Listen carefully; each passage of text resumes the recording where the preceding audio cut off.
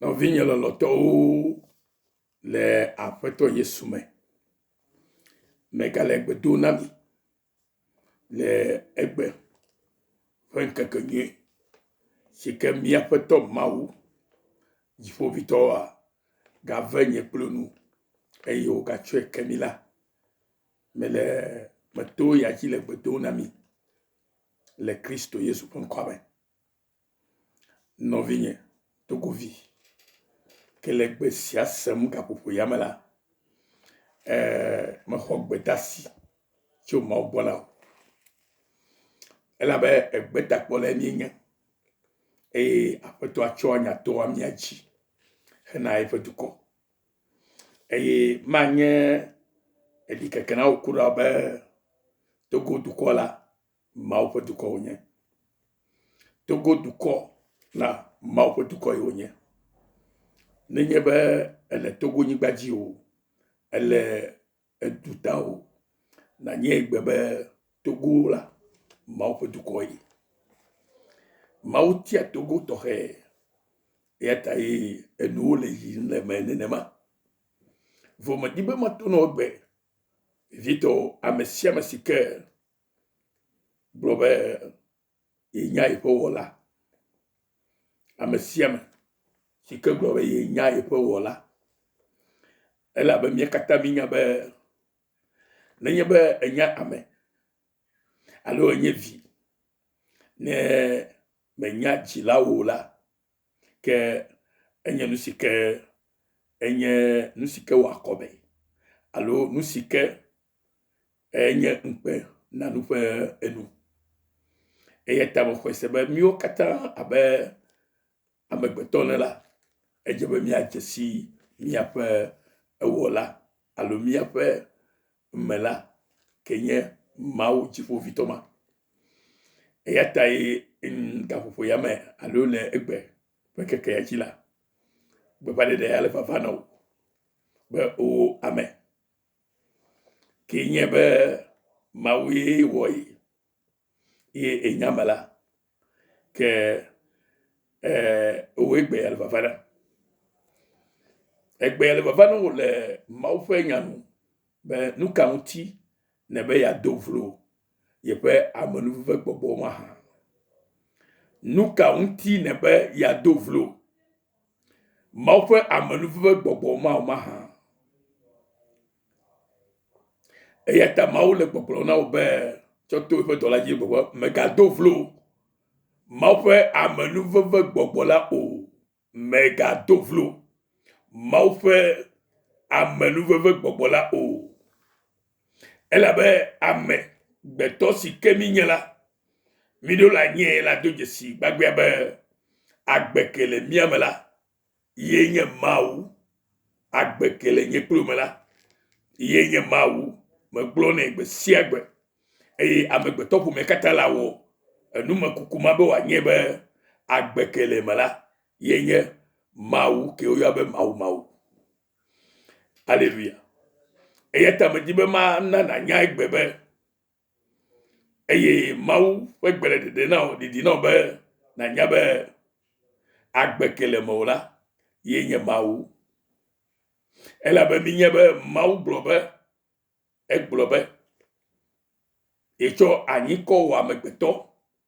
eye megbe la ye gbɔ agbe gbɔgbɔ ɖe me ye trɔ zi luʋɔ gbagbe. Eya ta nɔvi nye ɖe le egbenye senga ƒoƒo ya me la me di be na se nya ya ne na do dzesi ɖokuiwo. Elabena ele vevie na mi. Amen.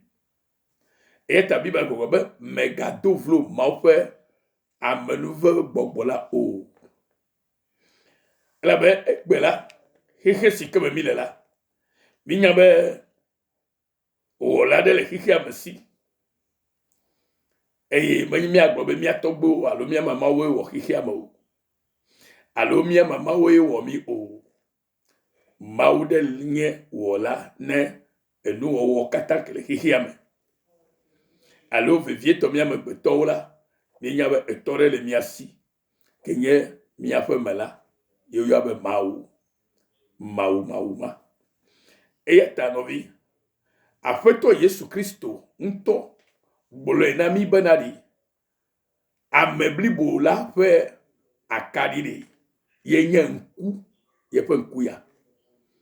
ameblibo apa katafa kadia yenye nku ene o nku jija alo le kokoila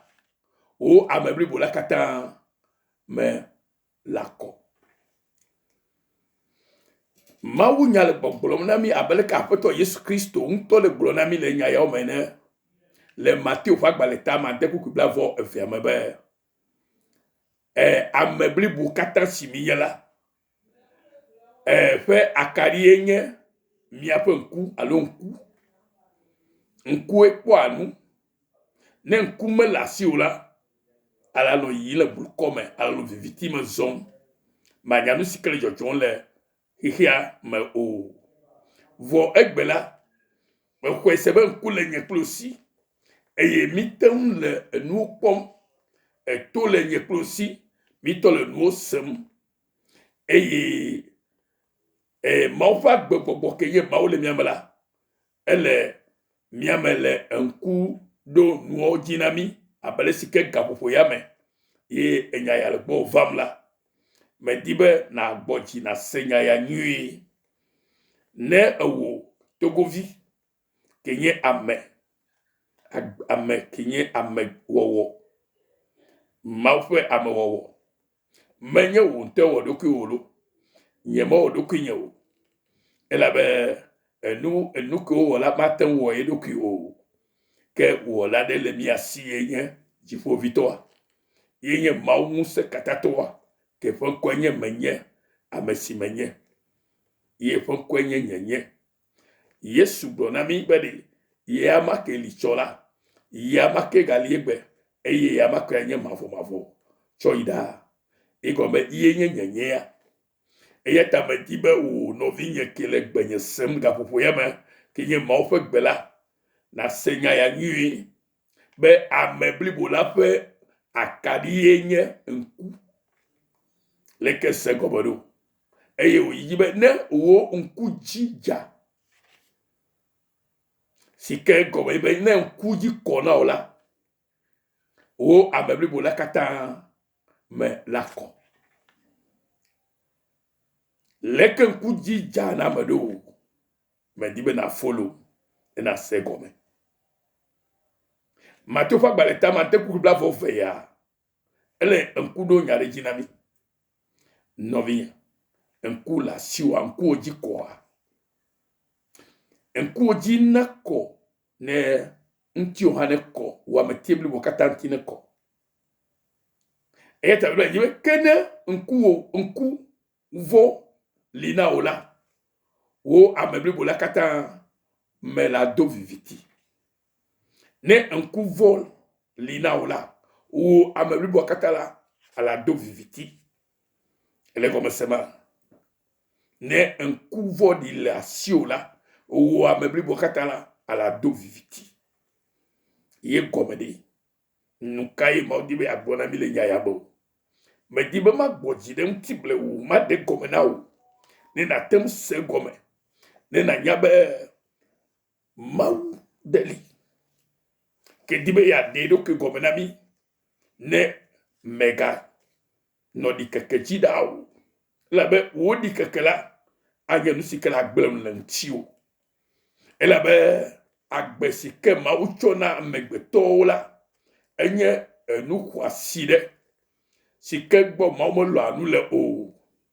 eye taye ma u ha globe nenye ba echo pa gbe ya be ya wo yakala ma de chi o gbede agbeke ma uchona mi la yenye agbe kenye kekeli le miame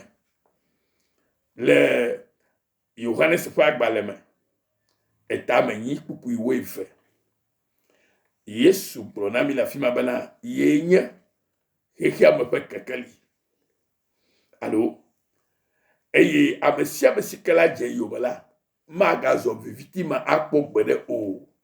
kebom agbepe kekeli la su eyamasi amen Yesu bronami bana di ke yenye agbe fe kekeli alo xixe fe kekeli la eya mese sike trɔ zieto alo xɔ ye dzi se nyabe enku le si yaten kpɔ nu kple ye ƒe ŋkua ne ya ƒe ametiati katã ne kɔ bena yadze mawu nu la edze bena aƒetɔ le gbɔgblɔ na wo le esia me bena ewo ke kpɔtɔ gbale ɖi kem le mawu ƒe nyenyeŋu la mawu di bena trɔ ɖe ye ŋu ne nakpɔ ale si ke ŋkuwo nye akaɖi ne wo ameti bliboa la Yesu yenye xexea ƒe kekeli abeleke gblɔe ne ke ewo amegbetɔ ke mawu awɔ ɖe ye tɔ ƒe nɔnɔme nu la edi bena nadze ye ke nye kekeli ya yome eye ne dze yome la le nyateƒe me alo atrɔ ɖe ŋti le nyateƒe me la magazɔ viviti me akpɔ gbeɖegbeɖe o ele gɔme sema magazɔ viviti me akpɔ gbeɖegbeɖe o ale me sema nɔvi eŋu ɖe ke na mi vevietɔ mia Togo dukɔmetɔwo bena miakpɔ nu kple ŋku si ke nye akaɖi na miaƒe amenyenyea katã ŋku si ke nye akaɖi na wo la ye la wɔ be ne ŋkuma dzi kɔ la ke o ŋtiwo hã la kɔ vɔ nenye be ŋku vɔɖi le asiwò abeleke Biblia gblɔ ne la wo ametia katã ala nɔ viviti me zɔm eye nenye be le viviti me zɔm la ke ne nya be ela dogo nu geɖe ke le vivitia me eye ne dogo la agba ke le wo dzi ya nodro ɖe ta na woa magatɔ ma atsite o eya ta yi Kristo va ɖo be agba ma ke nye viviti me gba ke nye nuvɔ ƒe agba nye tomaɖomaɖo ƒe agba ke nɔ mia dzi le gɔmedzedzea me la Kristo va ɖi ɖa eye ta gbogbo be etsɔ mi tsɔ wɔ nuka xexea ƒe kekeli le Mateo ƒe agbalẽ ta matɔ me kpukpu woene xɔ yi ɖe kpukpu atɔa me wogblɔ na mi nyuie ɖe bena miawoe nye kekeli na xexea me bena mi le sigbe edu si ke wotu ɖe to kɔkɔ dzi ene bena ne ame sia ame natɔ kpɔ mi elabe menye akaɖi ke mi tɔ zi xexea ƒe kekeli la magahlɔ ɖe nugɔme o egɔme bena ne le viviti me la womate ŋu kpɔ o vɔ ne eɣea gbedze koa ne gale xɔ me hã ela nya be eɣe dze egbe ne eɣe dze ye yanti sɔme tsɔ ŋkume ne xɔ me hã la nya ne gba le enu abati gɔme hã la nya be eɣe dze ne fɔta kpɔ flese nu koa nya be eɣe dze eye eɣe dzedze me xlɔna o numa ye ame ma wo bi atsɔ nye kpli wo wɔ eya ta nenye lɔ la trɔ la aƒetɔ ŋti gbe la xɔxɔ la va ƒe na wo be wo ŋku dzi la kɔ ne atɔ kpɔ nu eye wo ametia katã ŋti hã la kɔ ale be ame dzadze si ke aƒetɔ ɖo be yatsɔ mi tsɔ wɔ to eƒe ʋu si ke kɔ ɖe anyi me la esia la nye egomekpɔkpɔ na nye kpli wo siaa be vovokpɔkpɔ ablɔɖe alo ŋutifafa vovo va kpɔ ɖo godoo kple amenyenye ƒe nyenye si ke Mawu wɔ mi be mi nye la ne mianyi anyigba ƒe dome kple agbemavɔ ƒe dome la nasu miawo katã si le Kristo Yesu ƒe ŋkɔa dzi elabe ele vevie nɔvinye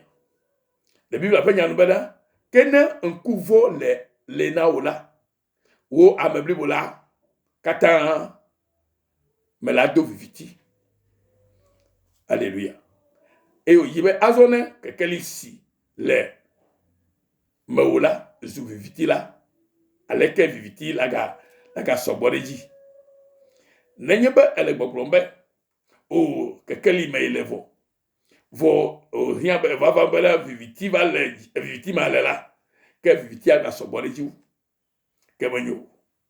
eya ta le vevie be miadze si miaƒe amenyenye miadze si be akpa ke dzi mi le kom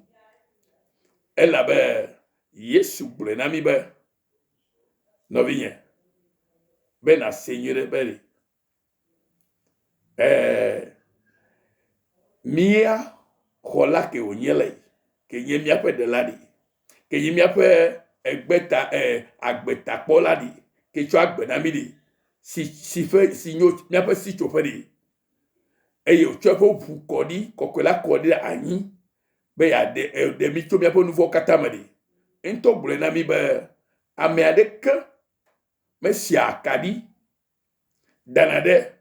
akhlafe alo afianute o que de akaditi que de akaditi dio siale dado be amare kedi me le pe nunyanu be ya si akadi de eklogome alo ya si akladi acho nu choji akari acho nu choji na kada fe mo matem no ne ma ko si akadi de eklota alo eji ne ko abena krede ko katambe akadi maye Kristo di be na njesi be ye chochowo be na nye akadi na kle akadi sio o be ne kle na me kekle la ye fe viviti dodo la e ga soa bo viviti anto yo be bluko afeto be di be na no bluko mo Yesu me va be amele ga kpoto no bluko mo egba amele ogbo na be maoli mawe nye togbo bonu me de kukunami amorogbo na be mawa yovo icho mawu fanami me de kukunami yovo si o le fi ya mo jesi mawu yovo de me dogo bromo ina abe adi devie wo mawu mi kwole ke ochi bome mawu demo bedi yovo na do experience ya leona wolo nyala dadi ne bedeka gba ameibo hane kere nyanti ma fondodo va monsieur ngule dadidi ame kolo gbogbo be onya maudi obo menyeo ela be wanto do fonudu anyi cho dare be na yeju ato akpo mawu ye to bo mawu mega glokpo gbere be yovo la o we cho fo mawu vanami o mawu ke nye mawu ke woji fo kra yiba mawu de kako nye eye nye mawu ke du fiara yiba fiara fo katanji eyata elevivie be nye plula mi atode eyamanti bena abele sike ma fo nyagona bena amesio le yim de emela na kpo kekeli ne siwo akekeli dade afia fe ekloji alo afia fe ngo na amesio la afia be vamla o akpo kekeli ya yo ajesibe afia fe modwe ya novinye amesio kata yide Yesu ma alo stros Yesu tola okpo kekeli ya kenye Yesu kenye hiya pa kekeli ayo gerem ayi ne ba le kekeli ma Yesu ba kekeli ma magazo victime akpo bode o ye gomebe mine trosi Kristo tola nyatefe me le gbogbome ne khomo di se le nyatefe kle gbogbome la ala subo ha le gbogbo kle nyatefe me ayi magazo victime o maganya nouveau la ke o mi va yina o kede ne mi asebelekia. Alléluia. Praise the Lord.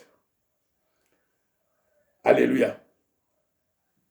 Bible gobere enti la fe akadi enya nko. Enti la fe akadi enya wonku. Ne wonku jijala alokola.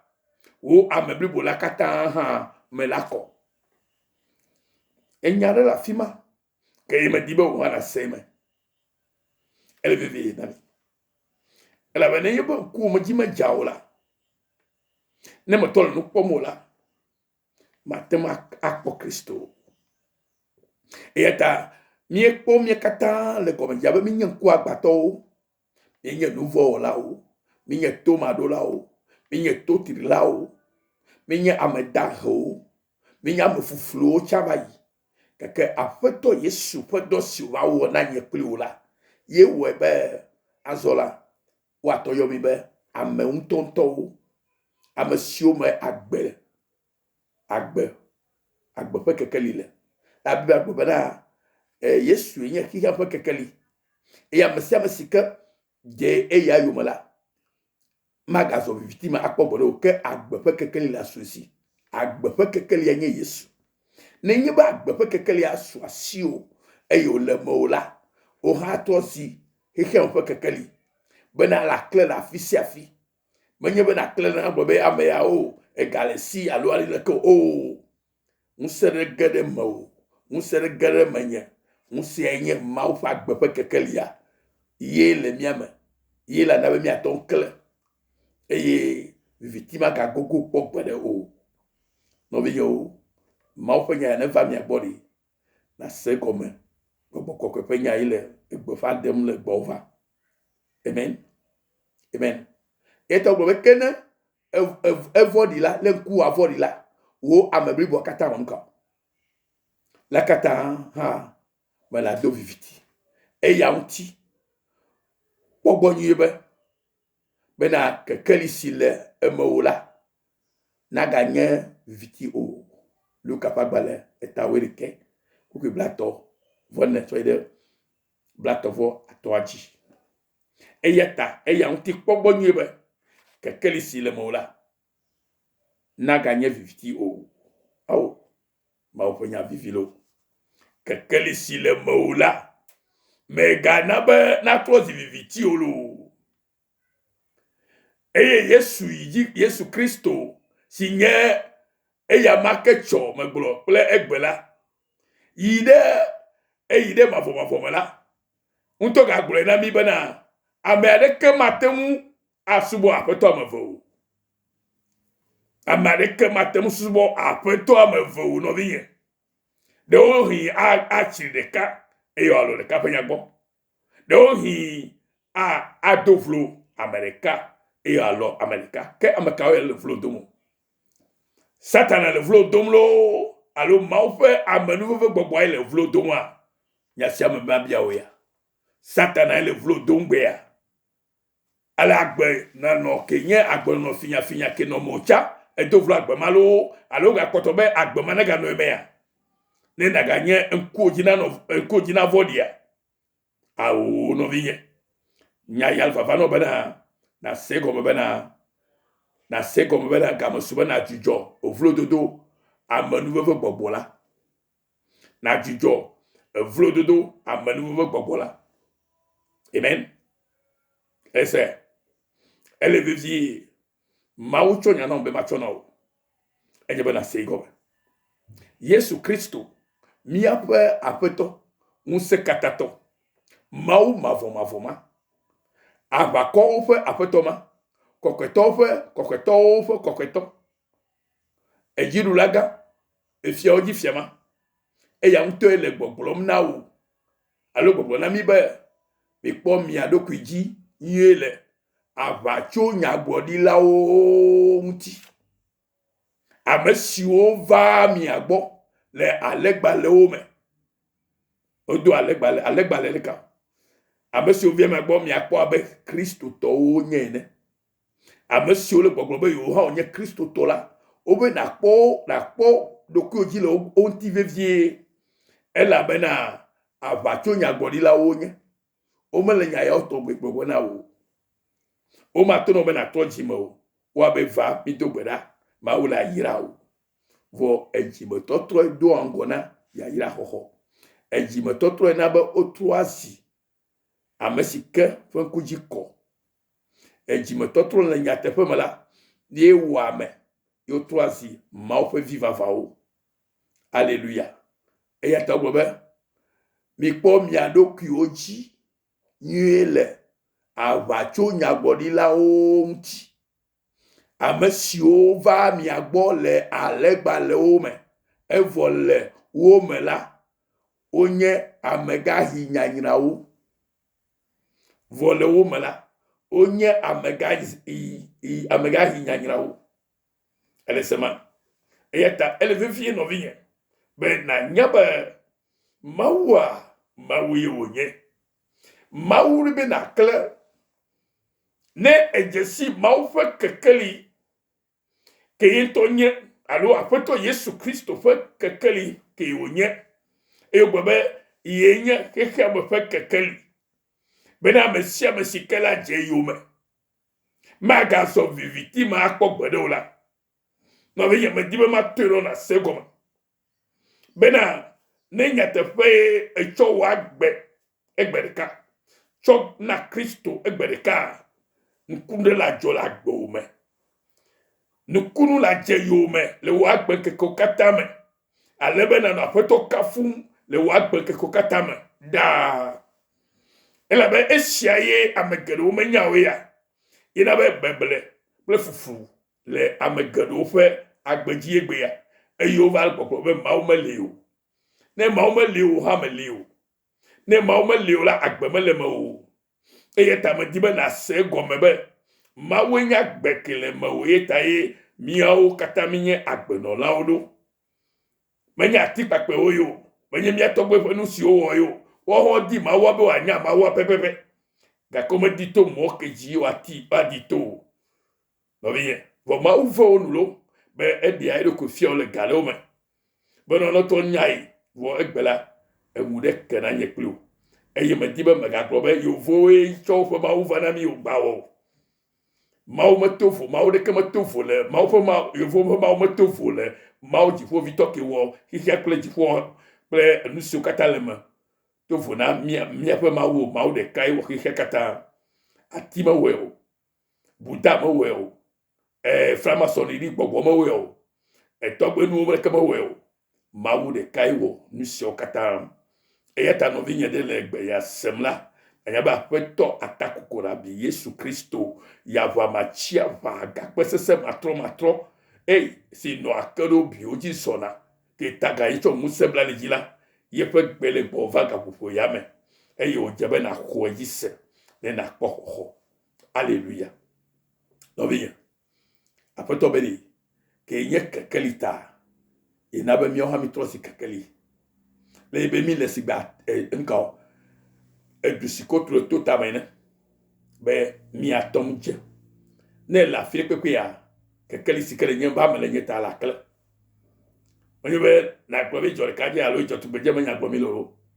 ala kle menye ƒo ŋkume na kle o asi ambi alo asi nu agblɔ be ƒe ŋkume nya kpɔkpɔ awo nye gblɔ mi lo alo awu dodo yo awo eya Biblia gblɔ be la be Mawu nya nu siwo hiã na mi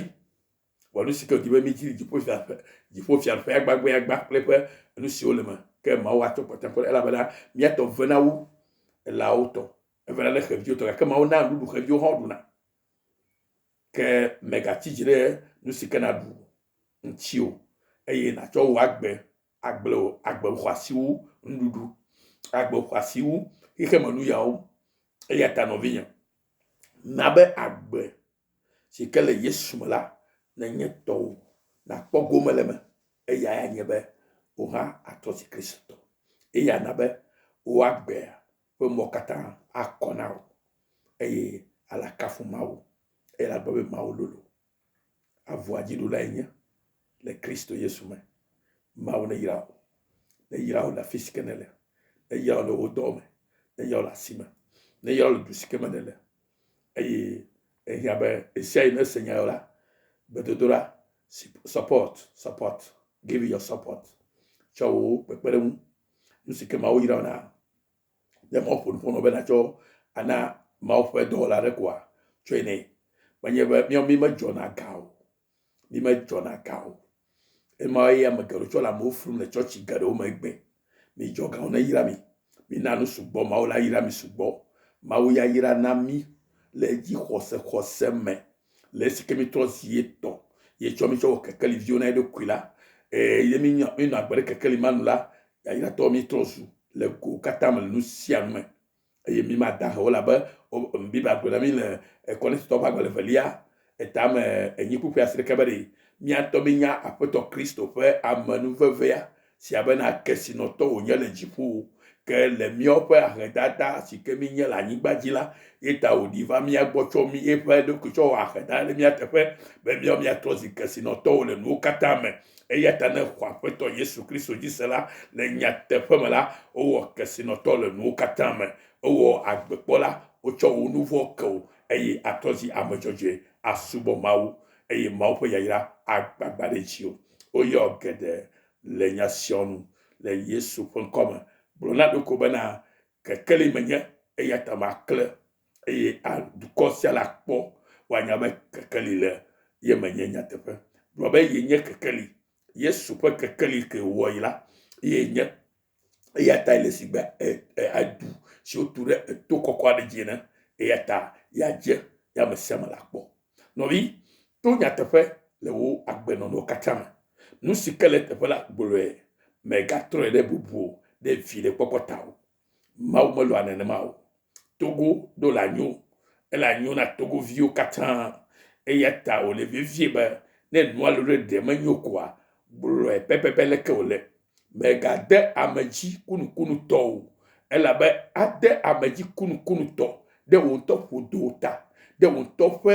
kesinɔnu didi ta la egblẽ anu le ame ƒe agbe ŋu mawu metsɔ agbea de mía me be miatsɔ wɔ yakanu o metsɔ agbea de mía me be miatsɔ wɔ nugbalo si ke ma ɖevi na mi tsɔ o mawu di be tsɔme na nyo ne míawo katã mía viwo míaƒe mamaviwo tɔgbuiwo viwo tsɔ ƒe dzidziviwo katã la wonɔ agbadzi bɔkɔɔ kple mawu subɔsubɔ kple mawu ƒe yayra ne nɔ ame sia ame si nenema nenema mawu di na mi ma eya ta nɔviwo mitrɔ va nyateƒea gbɔ ne miawɔ miakpɔ mawu le togoviwo ƒe agbe me ne subɔsubɔ nyateƒetɔ na tsi ɖe Togo nyigba dzi ne Togoa natrɔ na mi eye bena miatsitre ɖe abosam ŋuti miatsitre ɖe abosam ŋuti vevie bena nate ɖa le mia gbɔ le Yesu ƒe ŋkɔa dzi nu sia nu si ke na be mɔxexe nana anyi na wo ŋkɔgbedede la ye nya abosam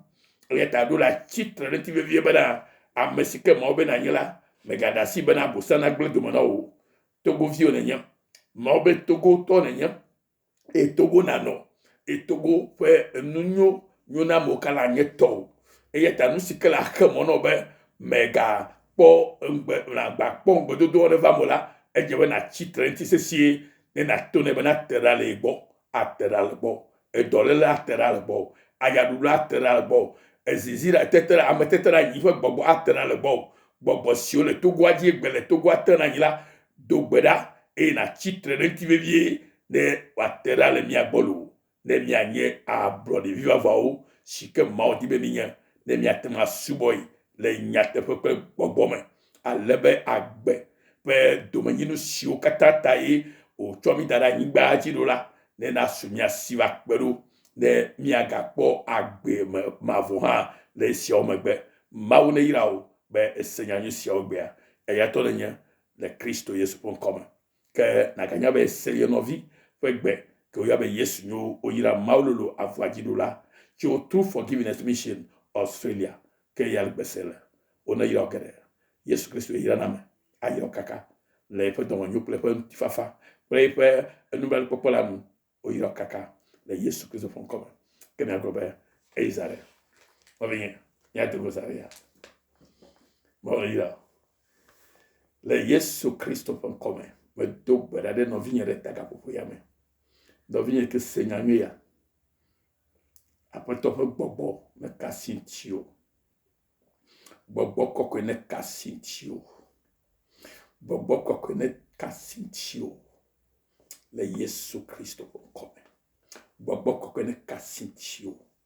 gbɔgbɔ kɔkɔe ne ge ɖe agbewo me ne nadzra ɖo nu siwo katã gblẽ le agbewo me le Yesu Kristo ƒe ŋkɔ me gbɔgbɔ kɔkɔe ne ka asi ŋutiwo na ge ɖe agbewo me ne nu siwo katã nye vivitia ne dogo le emewo ɖa le Yesu Kristo ƒe ŋkɔa dzi gbɔgbɔ kɔkɔe akpenɔ be ne wɔ sia xoxo eye ɖeɖekpɔkpɔ ava na wo dukɔ le Yesu Kristo ƒe ŋkɔa dzi amen oyra wo sia nɔvinye yo ke miagblɔ be egayi za ɖe le Yesu ƒe ŋkɔ me do gbe na mi keŋ amen